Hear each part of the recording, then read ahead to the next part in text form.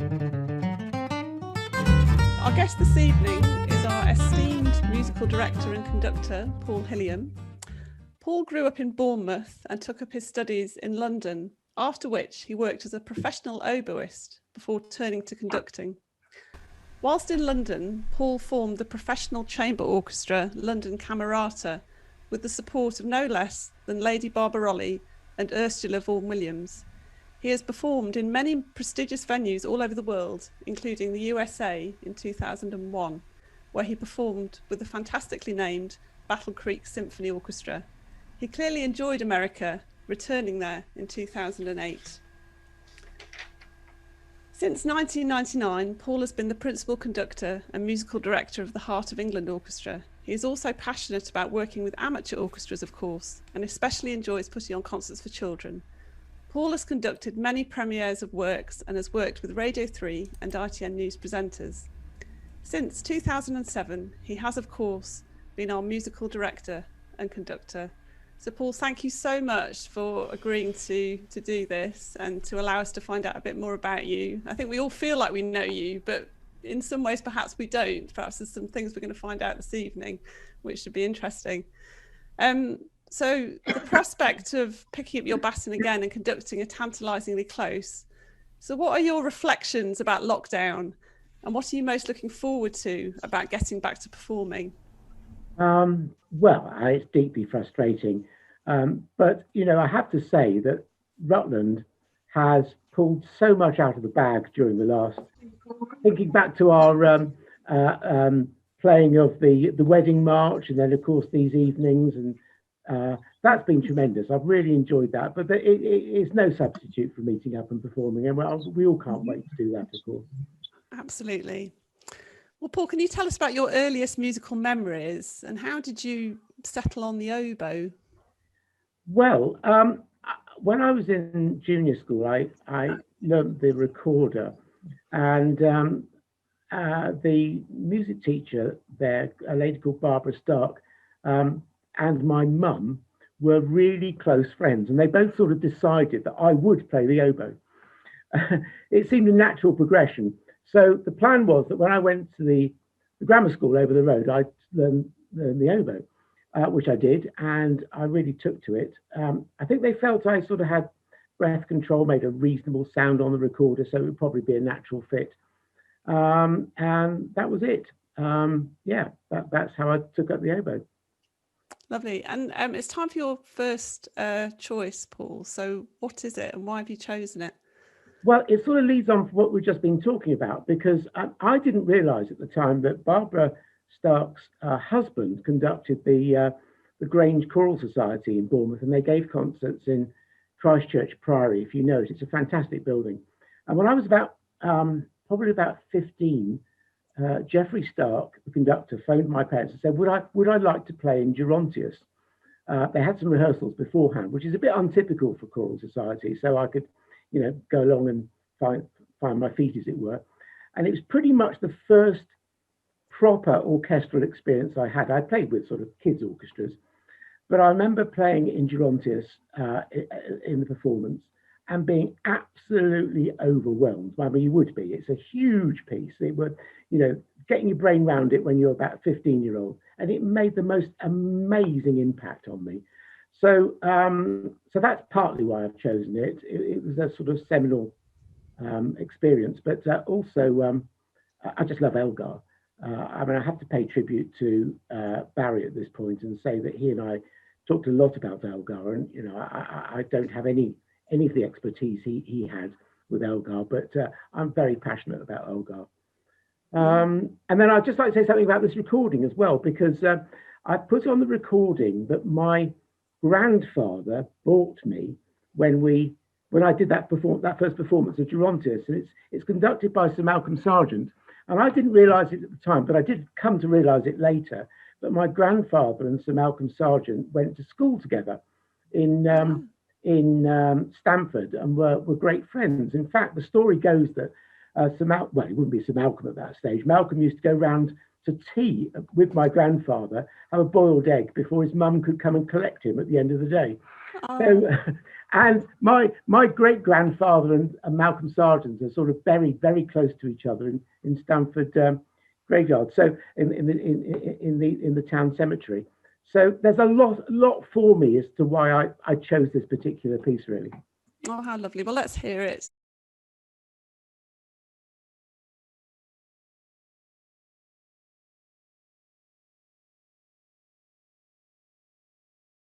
Oh, Elgar, he's just the master of great builds, isn't he? The building and surges in the music, just wonderful. Yes. So you grew up in Bournemouth, which obviously has an amazing musical and cultural life now. Did it then? I mean, were you aware of the musical and cultural life? Well, probably it was more then than it is now, because of course the Bournemouth Symphony Orchestra doesn't actually perform in Bournemouth. It performs in Poole, just down the yes, road. Of course, yeah. Because there really isn't a venue in Bournemouth any longer. But when I was a kid, they of course performed in the Winter Gardens, and I had a junior ticket, which meant I could go down on a Thursday night and hear the Bournemouth Symphony Orchestra very cheaply and meet my friends and indeed my oboe teachers, because they played with the orchestra as well. So yes, there was a lot going on, and there was a lot for youth orchestras, a lot of playing for young people of all ages. So it was a really exciting place to be. So tell us about your second choice then, Paul. Well, I mean, it had to be something played by the Bournemouth Symphony Orchestra. So I've chosen Sibelius's piece, Podger's Daughter. There's so much Sibelius that's perhaps not as well known as the pieces that get played rather a lot, such as Corellia and the Second Symphony. But Podger's Daughter, I think, is a great piece.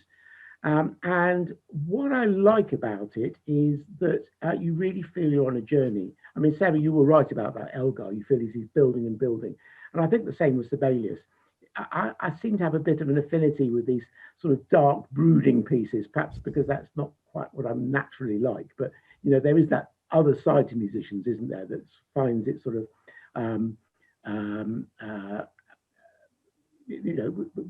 music allows us to feel this range of emotions, and that this ticks the box for me. It's brooding at the start, and yet you feel you're dragged through and through and through to a massive conclusion that's way into the piece. We're not going to get anywhere near there, but a little bit in, you hear my two oboe teachers, actually I think three. You hear the corango player, who I first learned with, then the second oboist, and then the first oboist, which so it's a bit of a special moment as well. Oh, lovely. Oh, let's hear it.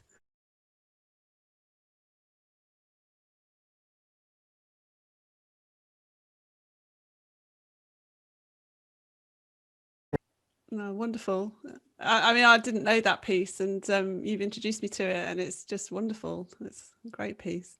I hear the whole lot because the architecture is astonishing.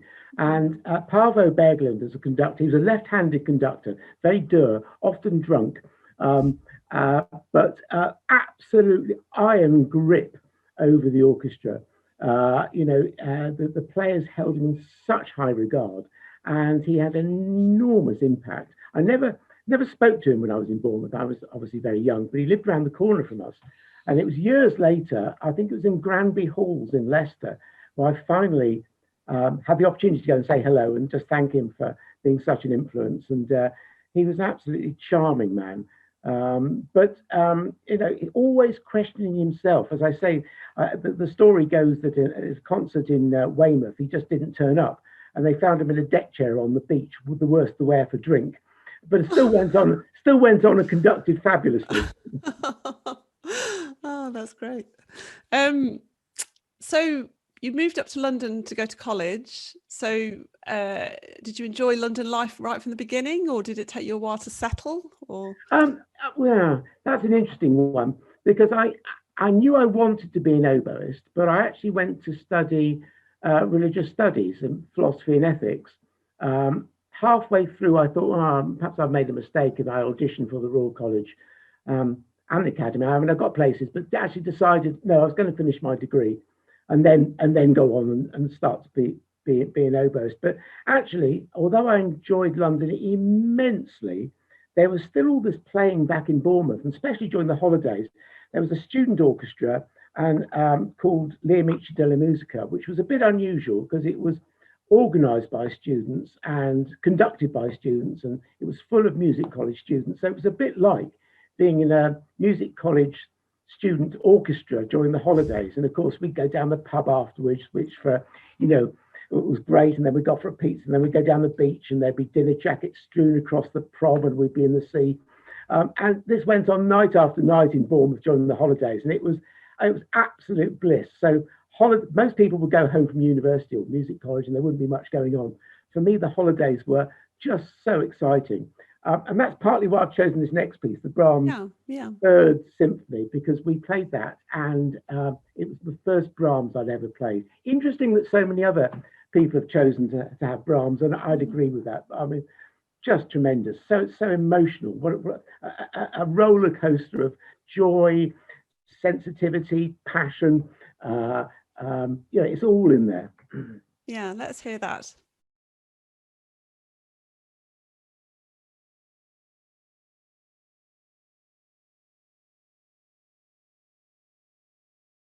Fantastic, great recording. Wonderful. Yeah, I mean, I've come to Brahms very late in life, really, but I love it, and I find it very exciting music.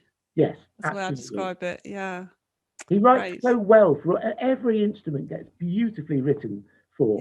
You think, gosh, he really understood this instrument or that instrument, and the colours are tremendous as well. Yeah, a real talent. So after college, you began working as a professional oboist and formed the London Camerata. So how did that come about, and how did you come into contact with your esteemed female patrons? Oh, well, that's interesting. Well, I mean, the first thing that happened when I left university was a bit of a disaster. I fell off my bicycle, and I smashed my face in and lost teeth, and I couldn't go to music college. So I started having lessons with someone who'd just come back from playing with the Berlin Philharmonic and was in London again, and was starting to get all sorts of freelance dates with chamber orchestras. And he said, well, actually, the best way for me to learn with him was to come and play second oboe. So surprisingly, I just found suddenly I was earning money as an oboist with playing in the Queen Elizabeth Hall or the Barbican or the Wigmore Hall, where it happened to be. And it was just fantastic. And I was learning so much as an oboist. So that was that. But you also find you've got more time on your hands than you imagine. So I got the bug conducting. I'd done a little bit conducting in Bournemouth with Le Amici. So I wanted to form an orchestra, and that was the London Camerata. And I put on some concerts in St John Smith Square. But the first concert I did was Peter and the Wolf in St Martin's in the Fields, and I asked Lady Barbarolli to come and narrate it. And she was so kind and encouraging. So that was nice. And then a bit later on, I met Ursula Vaughan-Williams.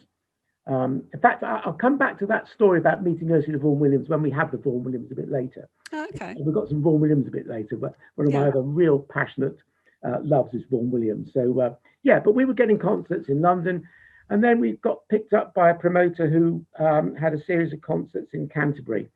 So we were playing all over the south of England. It was fantastic.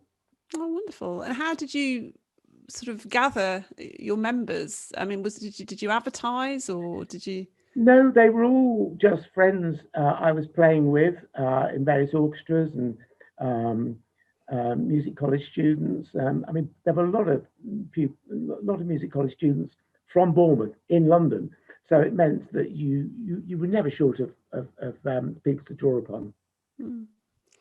So it's time for your fourth piece, Paul. So what is it, and why have you chosen it? Well, this is Haydn's Symphony number 44, the Trower, and this does sum up this period in London where I was, conducting chamber orchestras and doing lots of oboe playing, because I fell in love with Haydn's symphonies. They're quite easy to organise because the orchestration's a bit smaller. So this has only got 2 oboes and 2 horns and strings, or maybe you might throw in a harpsichord as well for continuo. But it's such a stirring piece.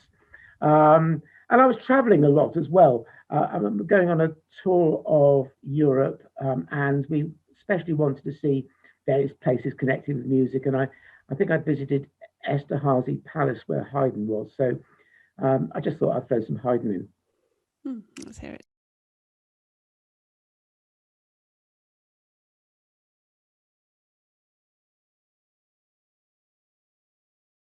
Fantastic.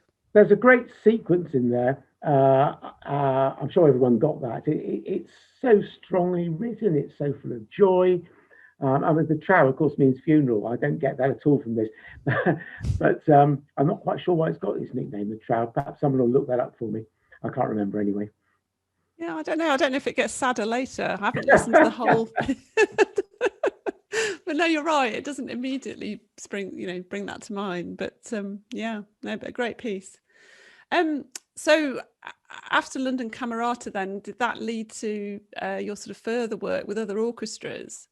Well, what was I doing in London? Well, playing, conducting. I was organising concerts as well, and had some involvement with Guildford Philharmonic, which was fun. And I was doing a bit of instrumental teaching as well. So it was very busy. But it was that time in London when house prices were going crazy. And I was thinking, well, actually, I need to put some real roots down. And although this is very enjoyable, I wasn't entirely sure where it was all going to.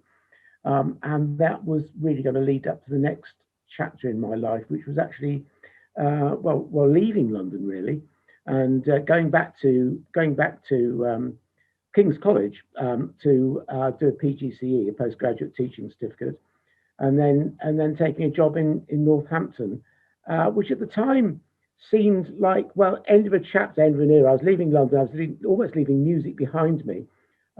This was to help found a school from scratch, Northamptonshire Grammar School, but as soon as I arrived in the Midlands, I realised actually this was going to be something incredibly exciting. That this was a new challenge and a really exciting new period in my life, and I felt really happy to be out of London. Yeah, no, that's absolutely, and a great new challenge. And at this point, had you met Rachel, your wife? No. I went to Northampton, and as I say, to help found a school. In fact, the very first year, I was wanting to buy a house, but not just yet. And I lived on a farm for a year, which was lovely. It was a dairy farm, and I was in London. I'd been living on the Brixton Road, and now I was living in Brixworth. So I'd gone from Brixton to Brixworth, which was sort of the ridiculous to the sublime. When I was in London, there was that famous time when there were the riots in the Brixton riots. So I remember getting back to my flat once, and there were literally lorries taking burnt out cars out of the area, and I had to talk the police into letting me go to my flat. Suddenly, I was on a farm in Northamptonshire, and it couldn't be more beautiful. But when I arrived, it was only a few months later, I saw an advert for the Charnwood Orchestra, which were looking for new conductors. Of course, the Charnwood Orchestra is in Leicester, a bit further north, and I got that.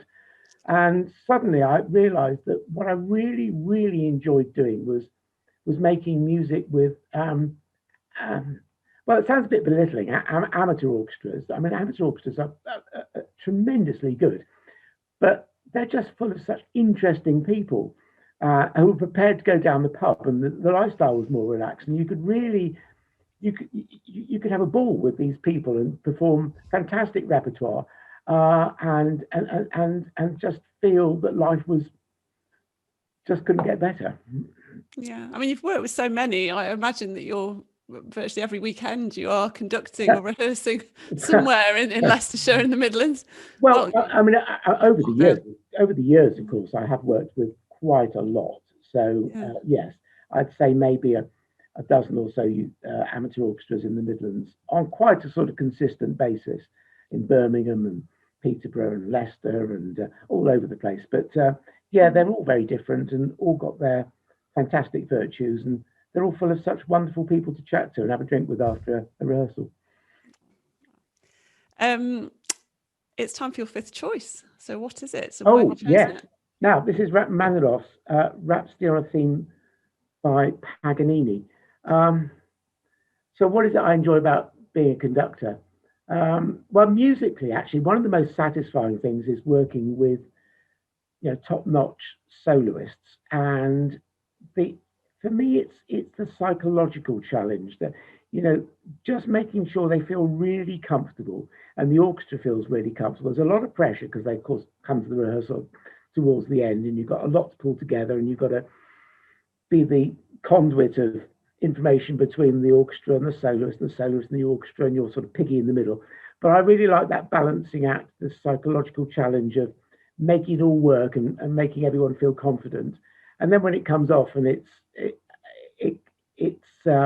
deeply rewarding, So we haven't done Rhapsody on a Theme Paganini. I remember taking a recording of this piece to France on a French exchange. I had a CD player, and on one side I had Rhapsody on a Theme of Paganini, and played it.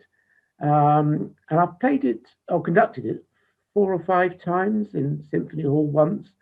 But there was a particular performance that came to mind when choosing this piece in Worcester Cathedral. And I got to the rehearsal, and the piano was supposed to come from London. But the problem is the piano hadn't arrived at the start of the rehearsal. I've got a soloist and no piano. They like to get there early and try their piano because, of course, they don't have, a piano. They have to play with what they've got. Yeah. There wasn't a piano. And it got to an hour before the end of the rehearsal, and there was still no piano. No piano had been delivered. And the soloist was just having a meltdown. So, when I talk about trying to sort of, psychologically make things work, I mean, this was the biggest challenge you could face. No piano with a soloist who was just sort of beside himself with anxiety. And then the piano did arrive, and we had about 15 minutes to rehearse a piece that's 35 minutes long, and it's complicated. And the concert couldn't have gone better, and everyone came off stage absolutely elated. I mean, it was equivalent to Leicester City being 3-0 down and scoring 4 goals in extra time. It was that exciting. And so there we go. Plus, it's a fantastic piece. Yeah, let's hear it.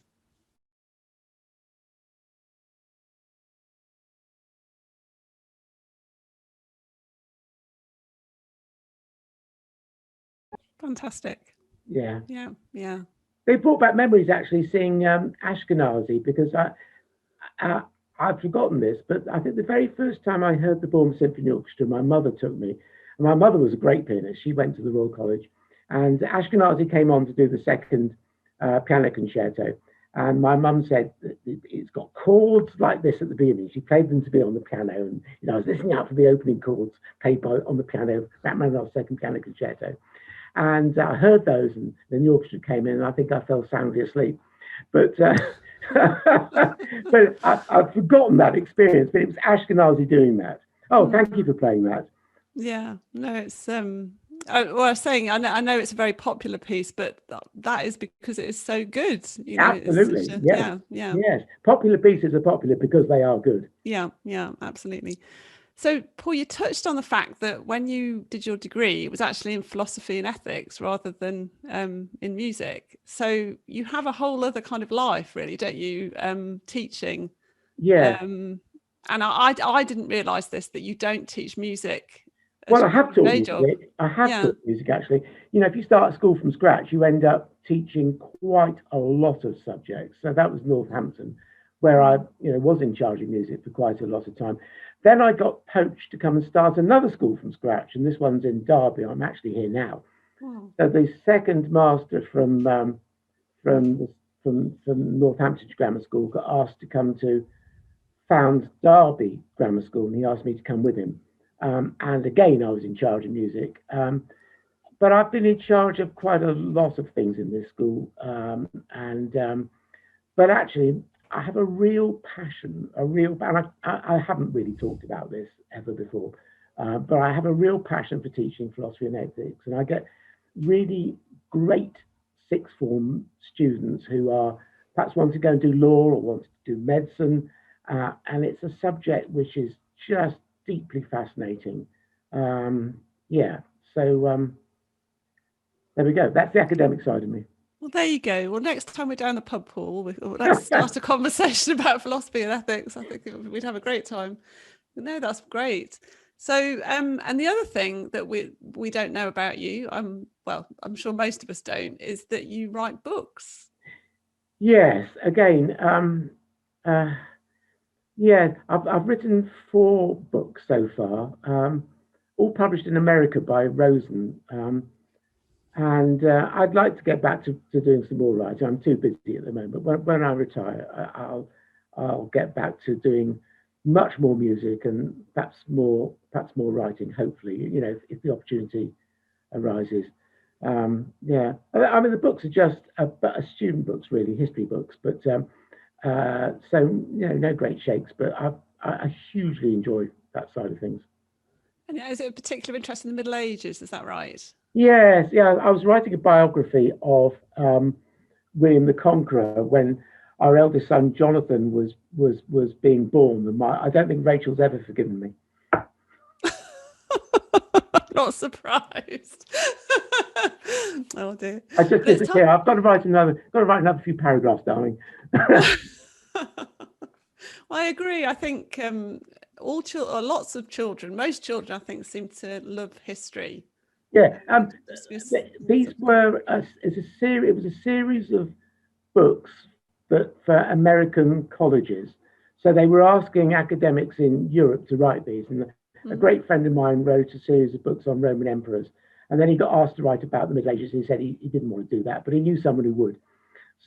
So he gave me a phone, and soon before I knew it, there was a publisher sending me emails saying, "Can I write this? Can I write that?" It got too much actually, and I foisted some of the books they wanted onto my father, who actually was an author, and then he wrote about 6 books for the series, and then Rachel wrote a book as well, because I didn't want to write about Galileo, and Rachel's a scientist, so she wrote that book. Oh, okay, lovely. Oh, great. Right, well, it's time for your final choice, Paul. So what is it, and why have you chosen it? Oh, yes. Oh, well, it's Vaughan Williams. I couldn't not have Vaughan Williams. Yes. So that tape I took to France that had Rachmaninoff Rhapsody on a theme of Paganini had Vaughan Williams, Thomas Tallis on the other side, and it just sums up England. This is so English. I've never conducted this, but it is absolutely one we must do. Players love it. It's so moving. And you asked about how I came across Ursula Vaughan Williams. I've been at a concert in Dorking, and I think that Vaughan Williams had lived in Dorking, and Ursula, this is after he died, of course, but Ursula Vaughan Williams had gone to a concert there to present a prize or something, and I'd been at the concert as well. And on the platform back to London, Dorking train station, I saw Ursula Vaughan Williams on the train station. So rather cheekily, when she got onto the train, I went and sat opposite her so I could start up a conversation. I knew it's one of those moments, you either do it or you don't. And I knew I'd never, ever have the opportunity otherwise. So I sat opposite Vaughan Williams, and Ursula Vaughan Williams, and I said, I think I've just been at a concert, and you're Ursula Vaughan Williams. And we had a long chat on the way back. It was great. By the time we got to London, I persuaded her to come to my next concert. And I was actually already got that billed. It was already advertised, and we were doing The Lark Ascending. And she was really happy to come to the concert. And it was a charity concert, so I got her to present a check to the charity as well. And she was so sweet, so kind. And it was just, it felt like another era. Now it feels like another era. Yeah. Oh, what a fabulous story. And you've got Vernon Hanley conducting. We've got Vernon Hanley. Yes. Is there a story about Vernon? Well, when I was involved with the Guildford Philharmonic, he was their principal conductor. So Charles Groves took afterwards. But Yeah, so I came across, but he was amazing English. I had a huge regard for him as a conductor. And, you know, I had a few conversations with him. I do remember once he arrived at rehearsal a bit late and threw me his car keys and said, could I go and park his car for him? So, a bit of an odd relationship. No pressure, no pressure. Yeah. I went outside. It was a really posh sports car. I mean, it was but anyway, it was upmarket, I can tell you that. Yes, he was an interesting character, but mostly I admire him as a conductor of English music. Fabulous. Oh, let's hear it.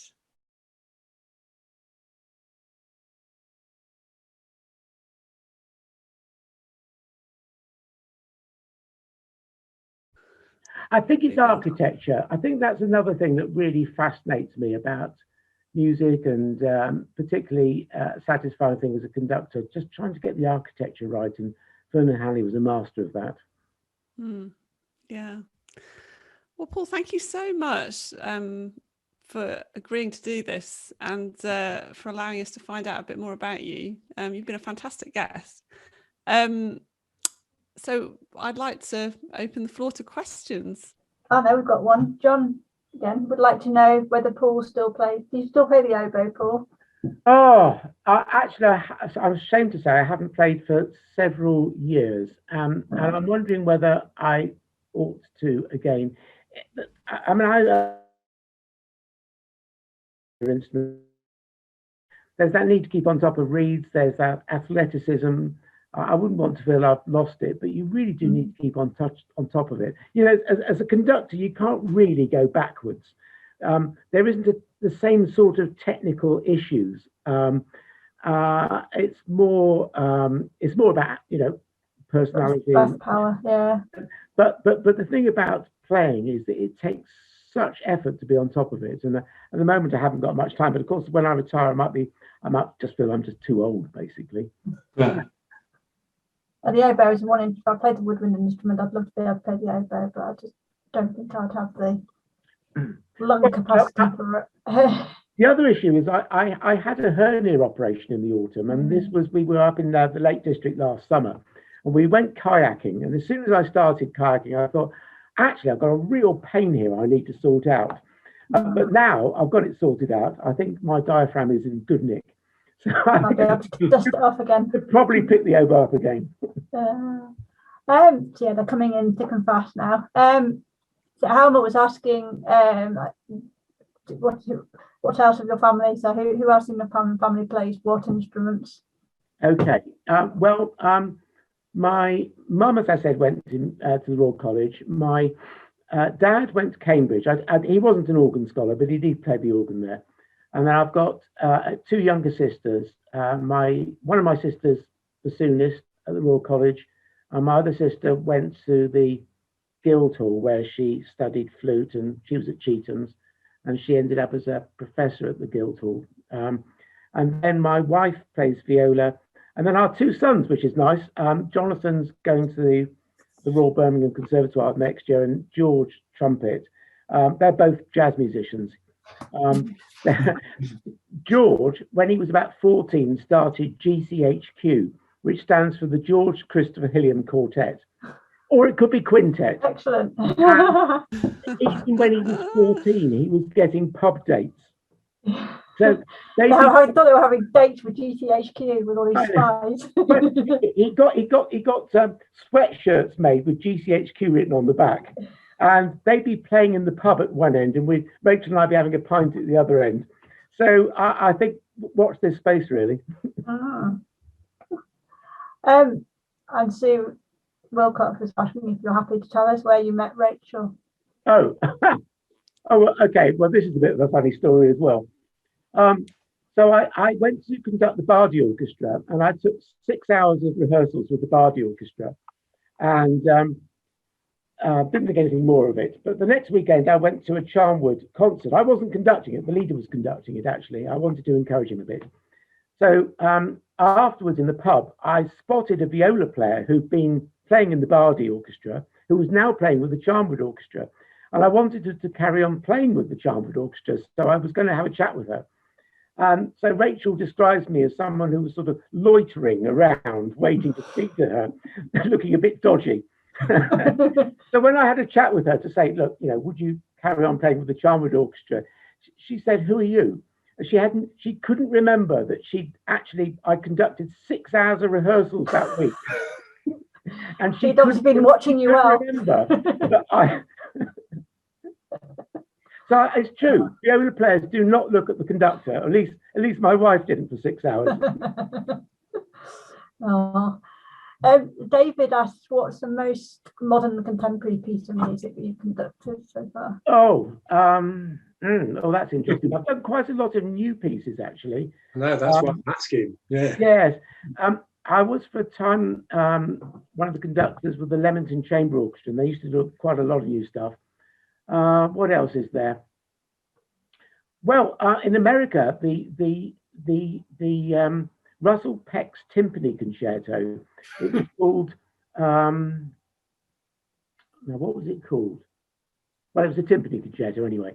And this guy had written it. He got a performance in every state during 1 year. Now, you think about that. That's massive organisation. And I did the performance in Michigan with as you mentioned earlier, the Battle Creek Symphony Orchestra. And it was a seriously challenging piece. I would like to do it again. Yes, I'd like to do it again. Good. You touched on one or two things, but you've mentioned kayaking. Is there anything else? Well, I'm also the Duke of Edinburgh manager here at Derby Grammar School. So it's been difficult this year from that front, but now we can go out. In fact, I've got 70 pupils out doing expeditions almost weekly for the next 2 months. So, certainly I've got, I was out this week, I'm out next week, and I'm out the week after, and then I've got 2 weeks a bit in June when we're out about. Because we're so close to the Peak District, it's fantastic. So I love doing that sort of thing, and it's deeply satisfying when you get a different relationship with pupils when you've been out and soaking wet and covered in mud. So some of your students got stories to tell about the meeting the Duke of Edinburgh then. Have I met him? Yeah. They had a managers meeting down at Buckingham Palace a few years ago, and I got invited. That was really nice. Very nice. He was amazing. He came out and he walked around for 3 hours in the grounds, just talking to people. That's nice. Yeah, he's quite down to earth by all accounts. Yeah. Robert says, can you remember him bamboozling you to play the lead oboe in Bardi Shostakovich's Seventh Symphony concert? Oh yes. Well, I did play principal oboe for Bardi several times, and there's a massive solo.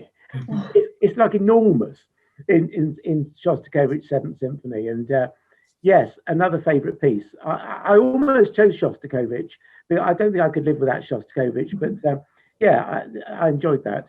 Yeah, that was it was huge, that orchestra. It was absolutely massive. Got a massive bass clarinet solo. But no, I'm eternally grateful, Paul, because I think we had an oboe problem with Linda not being able to play. And I said, would you mind taking on this lead oboe part? And of course, it's a huge oboe solo, so it's wonderful. Yeah. Can I also say in front of it that Paul performed one service for me in Battle Creek, Michigan, which I will be forever grateful for. He went and found a Kalo in the middle of Battle Creek, of all the places in America he went. And I've always thanked him for doing that. He delivered a parcel to a Kalo in Battle Creek, of all the places in America. This is an extraordinary story. It's actually worth just giving a little bit more detail on that. Thank you, Paul. Yes, when Robert and David knew I was going across to this particular place, they had this hunch that there was a relative over there. Certainly there was someone called Kalo. And they told me that, was it your grandfather, great-grandfather? Yes, he's my great-grandfather's brother. Yeah, one of 7 chimney sweeps. Yeah. And of course, when central heating came in, they were out of work and some of them had emigrated. So you gave me a family tree that went back to sort of early Middle Ages. Yeah. And I took this over and I phoned up this Kalo and said, look, you won't know me. I've got something for you from England. And we were in this lodge, Rachel and I, in the middle of a park. There was snow everywhere and deer walking around outside. And this little old couple arrived and came in. I sat them down. I said, look, you've got to prepare yourself. I'm going to give you this letter. They opened it up. Suddenly, they realized they had an English family they didn't really know about and a family tree that took them back to William the Conqueror. Wow. And then they came across to England. And in fact, their son, was it Reuben? Yeah, Reuben the Fourth. Yes, he was already in England. And I got invited to your party as an honorary Kalo. Yeah, and you are an honorary Kalo for doing that, Paul. It was remarkable. It was Thank you very much. That's a great story, that. The other Catherine would like to know, what was the first piece you ever conducted? Oh, I know this. Hang on a moment. Well, I think it was probably, it could be Hebrides. I think there was a concert before that. It might have been a Handel Concerto Grosso, but Hebrides. And then very shortly after that, Sibelius' First Symphony, which I really couldn't manage. The orchestra got me through, but it was nice to do it again recently and do it much better. I think we did a fantastic job with Sibelius one recently. So yeah. And Rachel asked, is there an instrument you would really love to have been able to play, other than the oboe? Oh, blimey. I'd like to be able to play the oboe. I believe that for a moment. No, not really. I early on as a conductor, I did take violin lessons. I thought you're a bit of a fraud if you're going to turn to a violin section and say, well, could you try it like this? If you haven't at least tried to do a little bit of violin playing yourself. So, of course, I got absolutely nowhere. And you don't need that expertise when you've got a leader as good as Catherine anyway. There you go, Catherine. Just looking to see. Andrew's asking, sort of musically speaking, where do you see us heading over the next, few seasons? Oh, blimey! Just getting back together. Well, that's true. One step at a time. Yes, Yeah. there are lots and lots of plans. It's all got in the way. But one thing I have been doing during lockdown is researching women composers. And I've really, really enjoyed getting to know some repertoire I didn't know before. More of that later. I've got a whole stack of stuff which I think would be great to perform. And I'm so sorry to have realised increasingly how difficult it's been for women composers to get their works heard, especially 30, 40 years ago. It's getting easier, but we need to do something on that front, definitely. Well, doing something by Ruth Gibbs would certainly be a. Yes, we're already talking about some repertoire, aren't we? The committee, yeah. which is great. Yeah. David wonders, have you played a cor anglais? I don't know. Have I? Yeah.